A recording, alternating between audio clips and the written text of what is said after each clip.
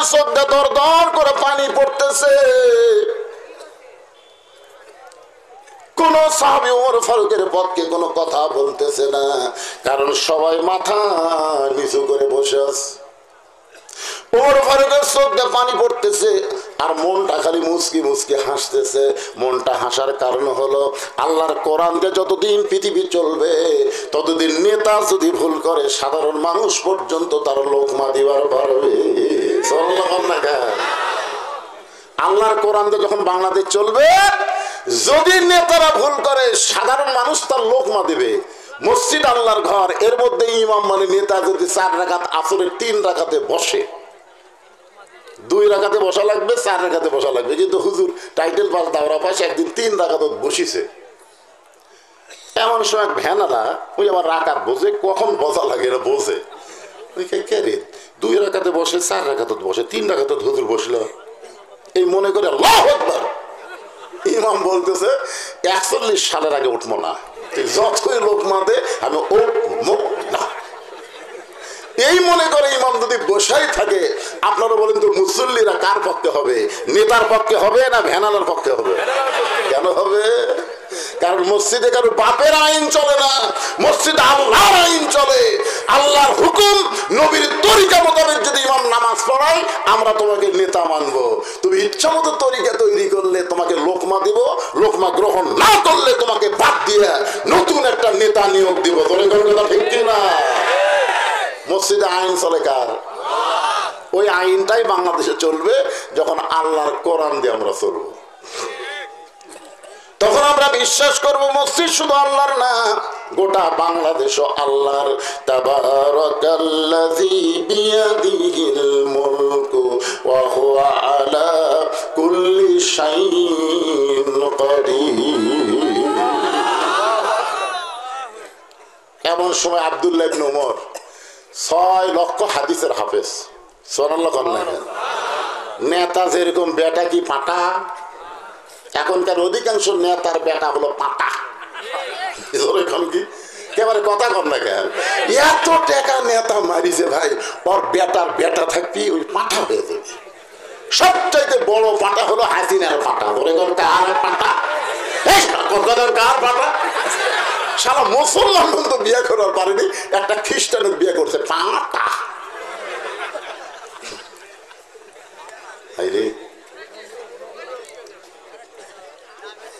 একটু মনোযোগ দিয়ে শুনবেন। 30 পারা কোরআনের হাফেজ, 6 লক্ষ হাদিসের হাফেজ আব্দুল্লাহ ইবনে ওমর। ওমর ফারুকের সন্তান হলো 30 পারা কোরআনের হাফেজ, 6 লক্ষ হাদিসের হাফেজ।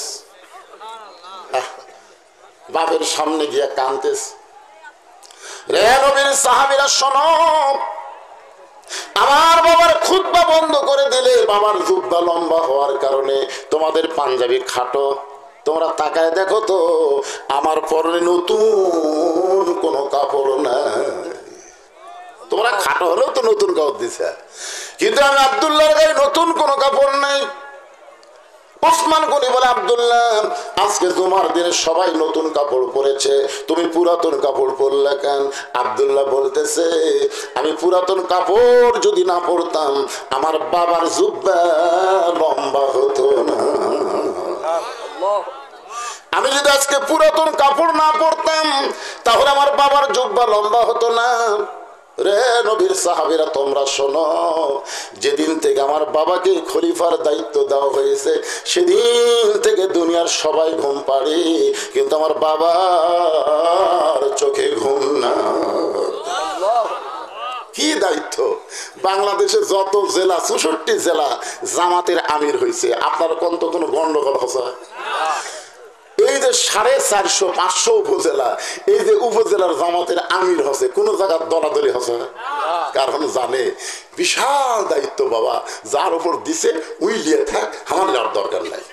ঠেলা আছে রে, ঠেলা আছে। অন্য দলের নেতাকে পাওয়া আর এই দলের নেতাকে দেওয়া, জোরে কোন কথা ঠিক কিনা? বোঝা লাগবে তো।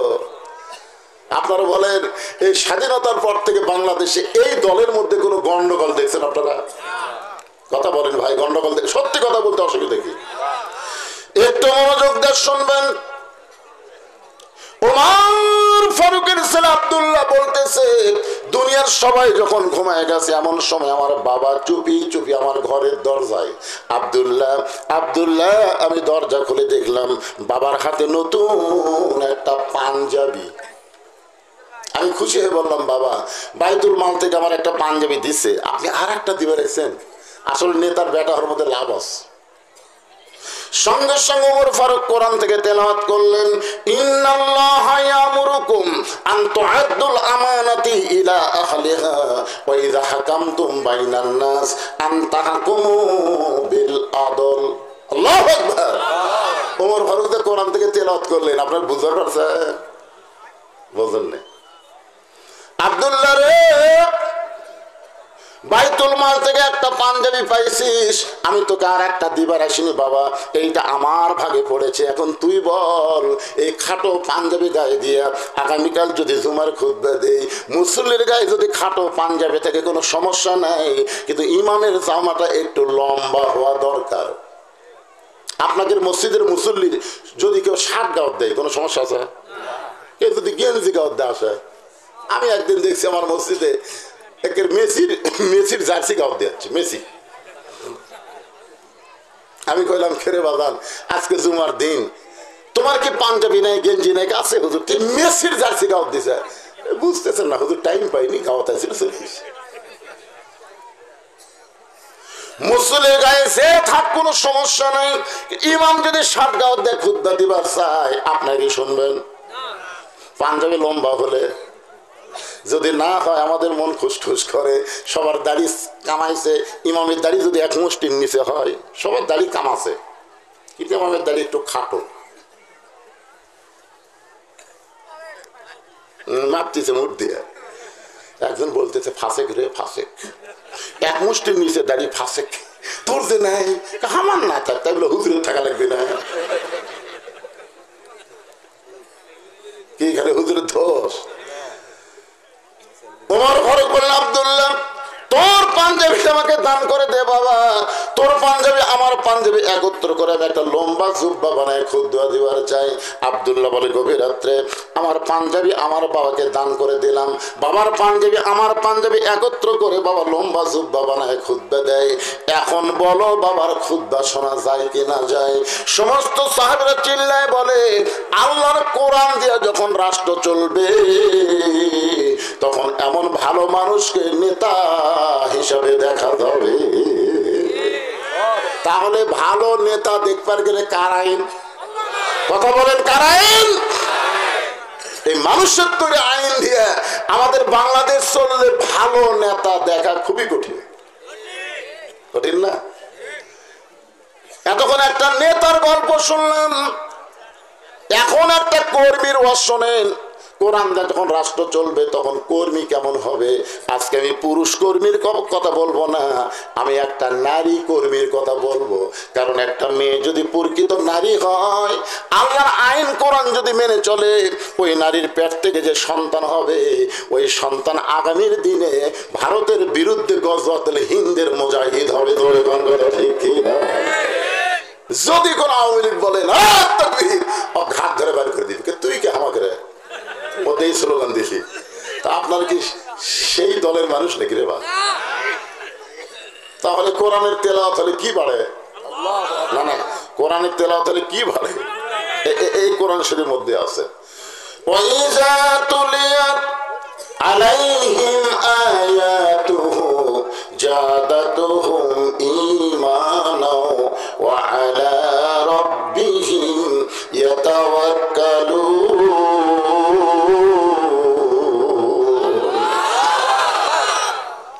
আচ্ছা, মাইকের সাউন্ড এত জোরে হয় কেন? মাইকের কোথায়? আচ্ছা, মাঝে মধ্যে আসতে হয়, মাঝে মধ্যে এত জোরে হয় কেন বাদান? ইকো টিকো দেওয়া আছে নাকি? ইকো বাদ দাও।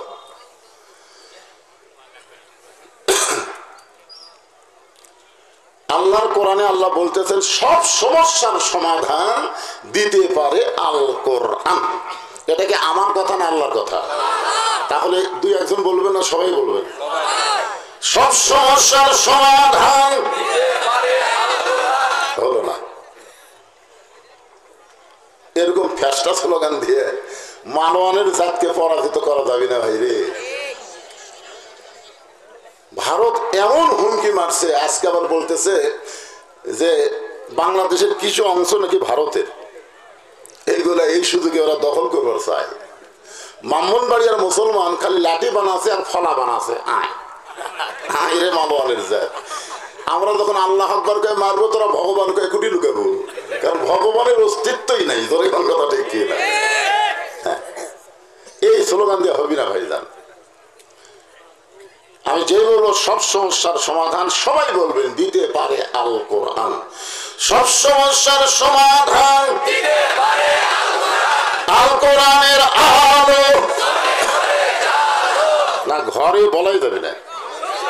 হ্যাঁ, যদি সংসদে বলতে কারো সমস্যা হয় তাহলে আপনি বলবেন সব জায়গায় জালো। আপনার বলেন তো সব জায়গার মধ্যে সংসদ আছে না নাই?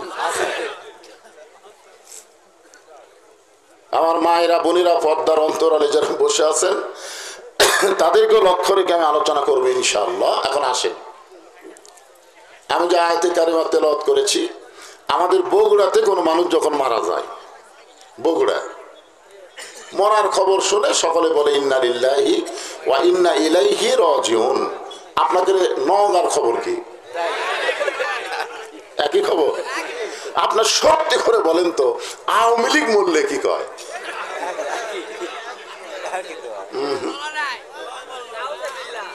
এই কিছুদিন আগে বেগম মতিয়া চৌধুরী মারা গেছে। কে মারা গেছে? অগ্নিকন্যা মতিয়া চৌধুরী। আমি ফেসবুকে দেখি 116টা কমেন্ট করছে, তার মধ্যে একটাও ইন্না লিল্লাহ নাই। সব কমেন্টে বলছে আলহামদুলিল্লাহ। আমি চিন্তা করলাম এতদিন হলে আমরা জানি মানুষ বললে সবাই ইন্না লিল্লাহ কয়, আর আওয়ামী লীগ বললে আলহামদুলিল্লাহ কয়। কারণ কি? কারণ হলো এই 15.5 বছর আওয়ামী লীগ বাংলার জনগণকে যে কষ্ট দিয়েছে, আওয়ামী লীগ মরলে তারা আনন্দিত হয়। আমরা এমন দল করব না যেই দল করার কারণে মরে গেলে আলহামদুলিল্লাহ কয়। করবেন? মরেন, আগে মরেন, তারপরে বুঝবেন ঠেলা কাক কয়। কিসের সাউন্ড হয়নি? আচ্ছা, এরা হয়তো ক্যাপাসিটি করে আমার কানের দিকে হরণ দিয়েছে মনে হচ্ছে। কথা বলে আমার কামত বাড়ি খায়, তার মানে শ্রোতাদের দিকে হরণ দাও, শ্রোতাদের দিকে দাও, ওরা শুনুক।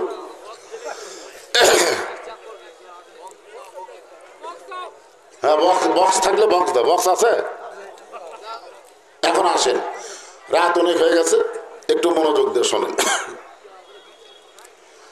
আমাদের বাংলাদেশে যখন আল্লাহর কোরআন দিয়ে চলবে তখন আমাদের দেশটা কেমন হবে? এ ভাই, এই মাইকালা ভাই, এ আগে জিঙ্গাইছিল সিঙ্গাই দে, আর ডিস্টার্ব করিস না, কারণ 11টা বাজে গেছে।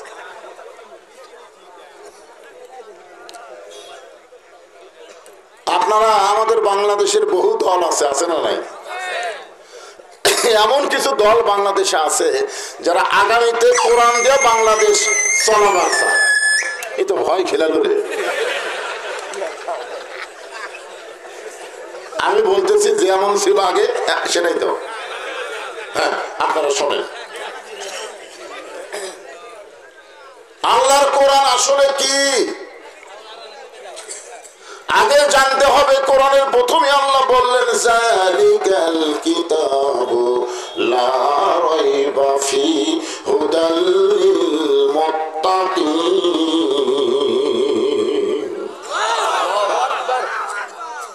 এমন একটা কিতাব আল্লাহ আমাদেরকে দিলেন যেই কিতাবের মধ্যে কোনো সন্দেহ নাই।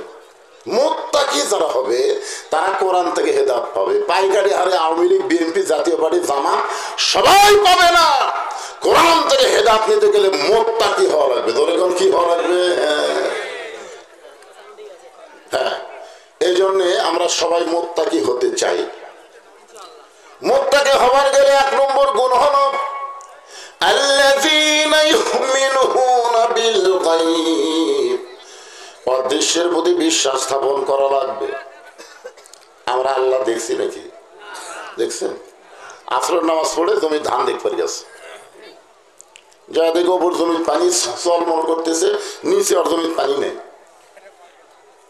ওপর জমির পানি এত, নিচে আমার জমির পানি নেই, কি করি? তখন চারিদিকে তাকাছে, তাকে দেখে কেউ নেই, আস্তে করে বসে আল কাটে দিচ্ছে, আল কাটে দিয়ে ওই পানি দিয়ে হাত ধোছে, ধুইয়া চারিদিকে তাকায় বলতেছে আলহামদুলিল্লাহ কেউ দেখেনি। আপনারা বলেন তো এর অদৃশ্যের প্রতি বিশ্বাস আছে? যদি থাকতো তাহলে ওর মন কি বলতো? কেউ না দেখলেও কে দেখতেছে, আর লিখতেছে কে? লেখার কেউ নাই? তোমার দুই কান্দে দুই মোহরি লিখিতেছেন ডায়েরি, দলিল দেখে রায় দিবে, টাকা পয়সার নাই কারবার, কিরামান কাতিবিনা ইয়ালামুনা মা তাফআলুন।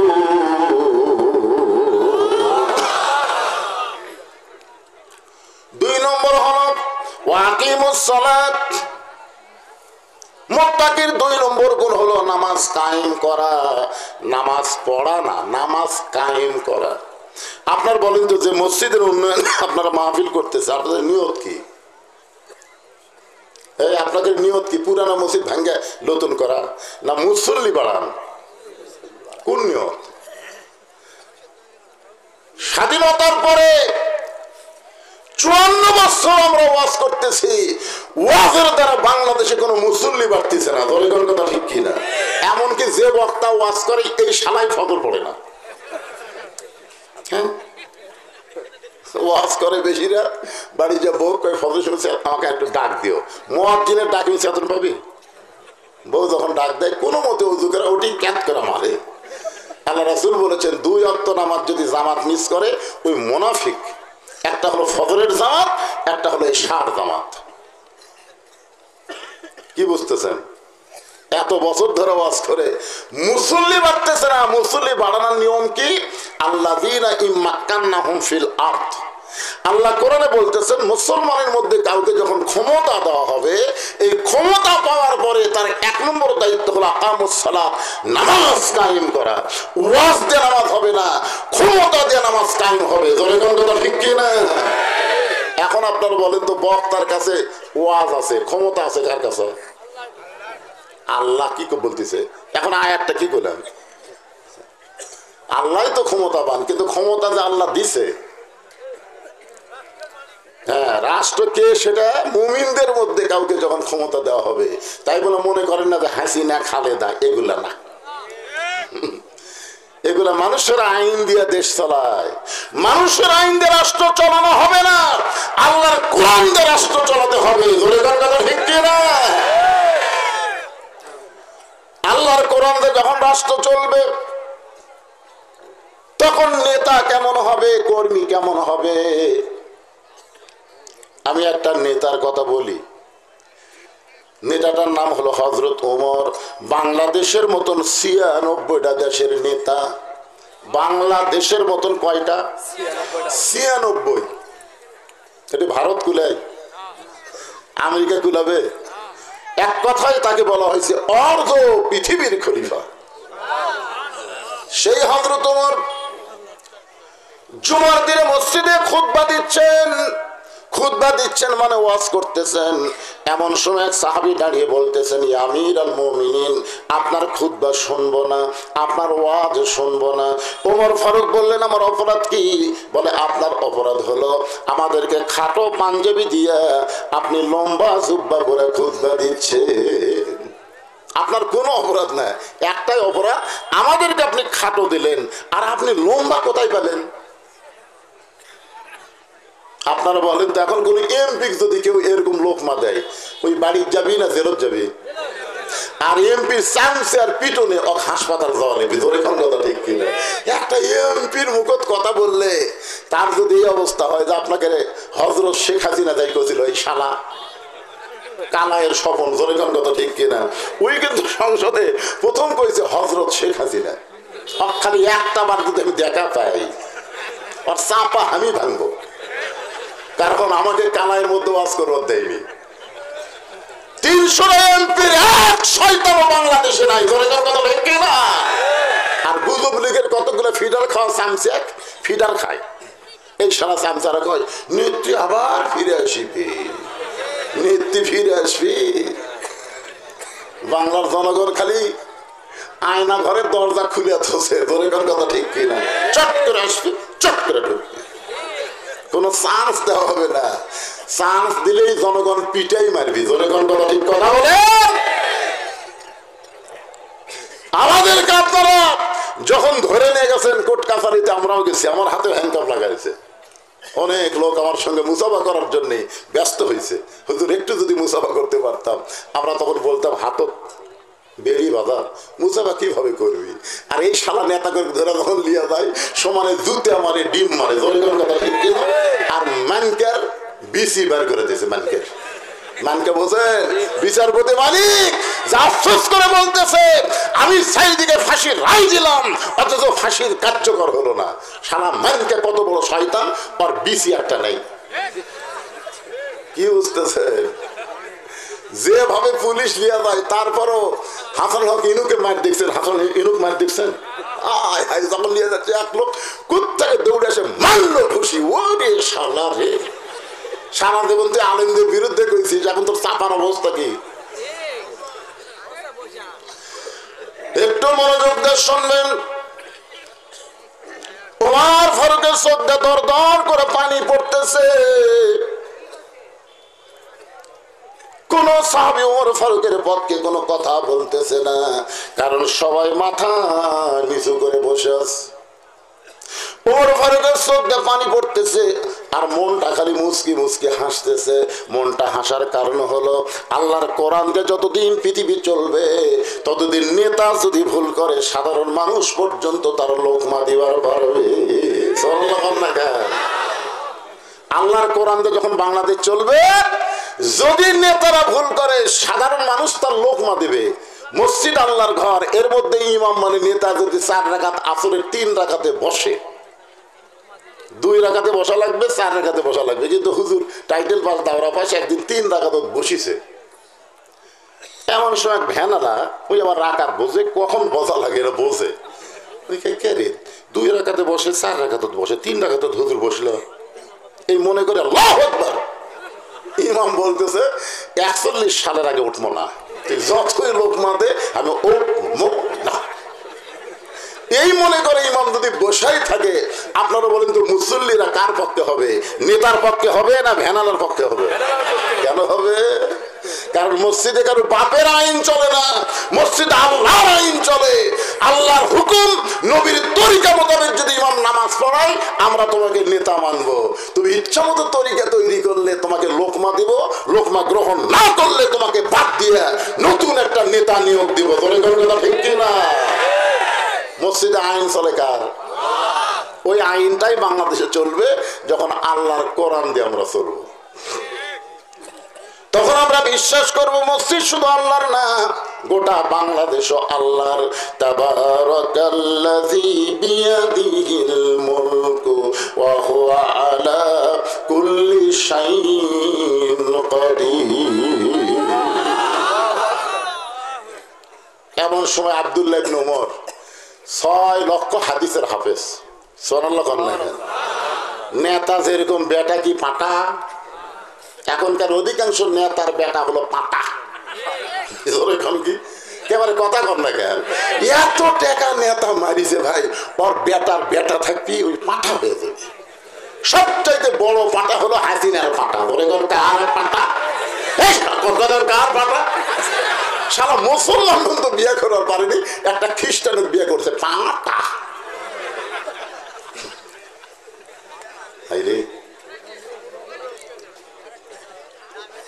একটু মনোযোগ দিয়ে শুনবেন। 30 পারা কোরআনের হাফেজ, 6 লক্ষ হাদিসের হাফেজ আব্দুল্লাহ ইবনে ওমর। ওমর ফারুকের সন্তান হলো 30 পারা কোরআনের হাফেজ, 6 লক্ষ হাদিসের হাফেজ।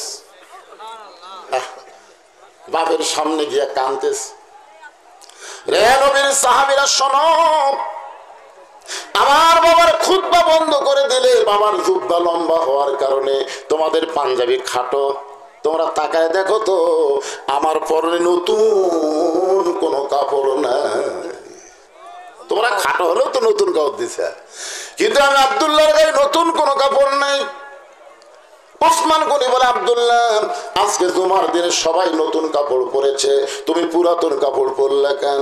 আব্দুল্লাহ বলতেছে, আমি পুরাতন কাপড় যদি না পরতাম আমার বাবার জুব্বা লম্বা হতো না। আমি যদি আজকে পুরাতন কাপড় না পরতাম তাহলে আমার বাবার জুব্বা লম্বা হতো না। রে নবীর সাহাবীরা, তোমরা শোনো, যেদিন থেকে আমার বাবাকে খলিফার দায়িত্ব দেওয়া হয়েছে সেদিন থেকে দুনিয়ার সবাই ঘুম পাড়ে, কিন্তু আমার বাবার চোখে ঘুম না। কি দায়িত্ব! বাংলাদেশে যত জেলা, 64 জেলা জামাতের আমির হয়েছে, আপনার কোন কোনো গন্ডগোল হচ্ছে? এই যে 450-500 উপজেলা, এই যে উপজেলার জামাতের আমির হচ্ছে, কোন জায়গার দলাদলি হচ্ছে? কারণ জানে বিশাল দায়িত্ব বাবা, যার উপর দিছে উইলিয়ে থাক, আমার নেওয়ার দরকার নাই। ঠেলা আছে রে, ঠেলা আছে। অন্য দলের নেতাকে পাওয়া আর এই দলের নেতাকে দেওয়া, জোরে কোন কথা ঠিক কিনা? বোঝা লাগবে তো। আপনারা বলেন, এই স্বাধীনতার পর থেকে বাংলাদেশে এই দলের মধ্যে কোনো গন্ডগোল দেখছেন আপনারা? কথা বলেন ভাই, গন্ডগোল দেখে? সত্যি কথা বলতে অসুবিধা কি? একটু মনোযোগ দিয়ে শুনবেন। ওমর ফারুকের ছেলে আব্দুল্লাহ বলতেছে, দুনিয়ার সবাই যখন ঘুমায় গেছে এমন সময় আমার বাবা চুপি চুপি আমার ঘরের দরজায়, আব্দুল্লাহ আব্দুল্লাহ, আমি দরজা খুলে দেখলাম বাবার হাতে নতুন একটা পাঞ্জাবি। আমি খুশি হয়ে বললাম, বাবা বাইতুল মাল থেকে আমার একটা পাঞ্জাবি দিছে, আপনি আর একটা দিবে রেখেছেন। আসলে নেতার বেটা হওয়ার মধ্যে লাভ আছে। সঙ্গে সঙ্গে ওমর ফারুক কোরআন থেকে তেলাওয়াত করলেন, ইন্নাল্লাহা ইয়ামুরুকুম আন তুআদ্দুল আমানাতি ইলা আহলিহা ওয়া ইযা হাকামতুম বাইনান নাস আন তাহকুমু বিল আদল। আল্লাহু আকবার। ওমর ফারুক কোরআন থেকে তেলাওয়াত করলেন, আপনারা বুঝতে পারছেন? বুঝলেন না? আব্দুল্লাহ রে, বাইতুল মাল থেকে একটা পাঞ্জাবি পাইছিস, আমি তোকে আর একটা দিবার আসিনি বাবা, এইটা আমার ভাগে পড়েছে। এখন তুই বল, এই খাটো পাঞ্জাবি গায়ে দিয়া আগামীকাল যদি জুমার খুতবা দেই, মুসল্লির গায়ে যদি খাটো পাঞ্জাবি থেকে কোনো সমস্যা নাই, কিন্তু ইমামের জামাটা একটু লম্বা হওয়া দরকার। আপনাদের মসজিদের মুসল্লির যদি কেউ শার্ট গাওয়ার দেয় কোনো সমস্যা আছে? কেউ যদি গেঞ্জি গাওয়ার দেয় আসে? আমি একদিন দেখছি আমার মসজিদে একের মেসির জার্সি গাওয়ার দিচ্ছে, মেসি। আমি কইলাম, খেরে বাজান, আজকে জুমার দিন তোমার কি পাঞ্জাবি নাই, গেঞ্জি নাই? আছে হুজুর, কি মেসির জার্সি গাওয়ার দিছে? বুঝতেছেন না হুজুর, টাইম পাইনি, গাওয়াতে ছিল। মুসল্লির গায়ে সে থাক কোনো সমস্যা নাই, ইমাম যদি শার্ট গাওয়ার দেয় খুতবা দিবার চায়, আপনাকে শুনবেন? পাঞ্জাবি লম্বা হলে যদি না হয় আমাদের মন খুশখুশ করে। সবার দাড়ি কামাইছে, ইমামের দাড়ি যদি এক মুষ্টির নিচে হয়, সবার দাড়ি কামাছে, কিন্তু ইমামের দাড়ি একটু খাটো, মাপতেছে মুঠ দিয়ে। একজন বলতেছে, ফাঁসেক রে ফাঁসেক, এক মুষ্টির নিচে দাড়ি ফাঁসেক। তোর যে নাই, আমার না থাক, তাই বলে হুজুরে থাকা লাগবে না? কি এখানে হুজুরের দোষ? ওমর ফারুক বললেন, আব্দুল্লাহ তোর পাঞ্জাবিটা আমাকে দান করে দে বাবা, তোর পাঞ্জাবি আমার পাঞ্জাবি একত্র করে আমি একটা লম্বা জুব্বা বানায় খুতবা দিবার চাই। আব্দুল্লাহ বলে, গভীর রাত্রে আমার পাঞ্জাবি আমার বাবাকে দান করে দিলাম, বাবার পাঞ্জাবি আমার পাঞ্জাবি একত্র করে বাবা লম্বা জুব্বা বানায় খুতবা দেয়। এখন বলো বাবার খুতবা শোনা যায় কি না যায়? সমস্ত সাহাবীরা চিল্লায় বলে, আল্লাহর কোরআন দিয়ে যখন রাষ্ট্র চলবে তখন এমন ভালো মানুষকে নেতা হিসাবে দেখা যাবে। তাহলে ভালো নেতা দেখবার গেলে কার আইন? কথা বলেন, কার আইন? এই মানুষের তৈরি আইন দিয়ে আমাদের বাংলাদেশ চললে ভালো নেতা দেখা খুবই কঠিন, কঠিন না? এতক্ষণ একটা নেতার গল্প শুনলাম, এখন একটা কর্মীর ওয়াজ শোনেন। কোরআন যখন রাষ্ট্র চলবে তখন কর্মী কেমন হবে। আজকে আমি পুরুষ কর্মীর কথা বলবো না, আমি একটা নারী কর্মীর কথা বলবো। কারণ একটা মেয়ে যদি প্রকৃত নারী হয়, আল্লাহর আইন কোরআন যদি মেনে চলে, ওই নারীর পেট থেকে যে সন্তান হবে, ওই সন্তান আগামীর দিনে ভারতের বিরুদ্ধে গজওয়াতুল হিন্দের মুজাহিদ হবে। ঠিক কি না?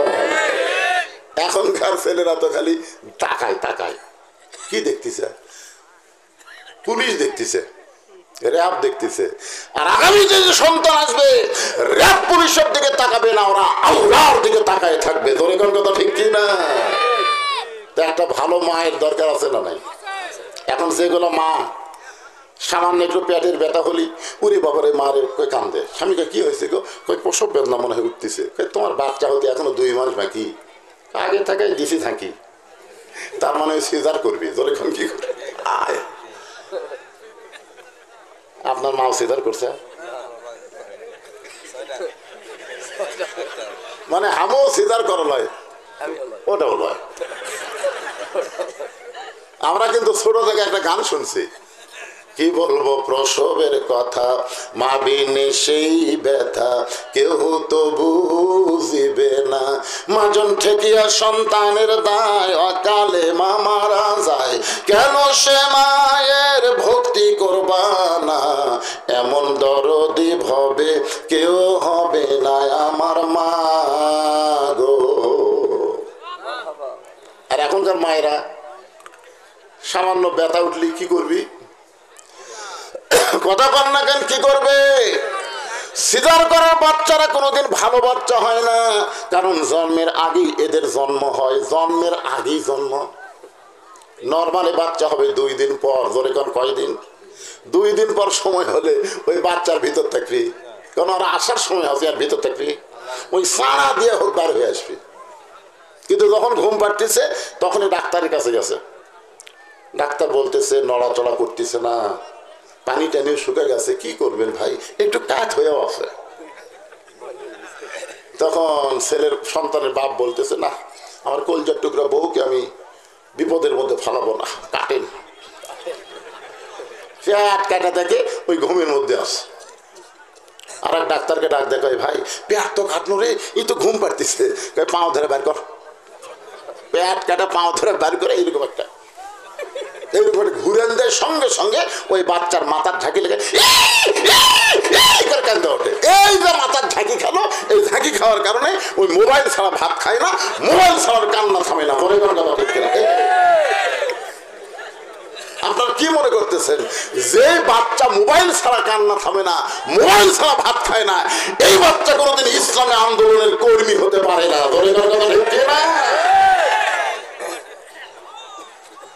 এই যে কি মালি হবি ভবিষ্যতে ভাই? ভারত বাংলাদেশ যখন যুদ্ধ লাগবে, আমাদের বাংলাদেশের শতকরা 100 জন আওয়ামী লীগ, যুবলীগ, ছাত্রলীগ ওরা ভারতের পক্ষে দেবে। কথা কর না কেন? কারণ আল্লামা সাইদি হুজুর কি বলেছে, এমন একটা দিন আসবে গাছের গোড়া নাড়া দিবে আর দিল্লির মামু বাড়ি গিয়ে পড়বে। ঠিক কিনা? কারণ এই দলের মামু বাড়ি হলো দিল্লি। বুঝতে পারতেছেন না? হ্যাঁ, আল্লাহ রাসূল বলেছেন গজওয়াতুল হিন্দ, এমন একটা মুসলমানের যুদ্ধ হবে, সেই যুদ্ধে হিন্দু আর মুসলমানের যুদ্ধ চলবে, ওই যুদ্ধে মুসলমানের জীবন যাবে কিন্তু মুসলমান পরাজিত হবে না। সুবহানাল্লাহ।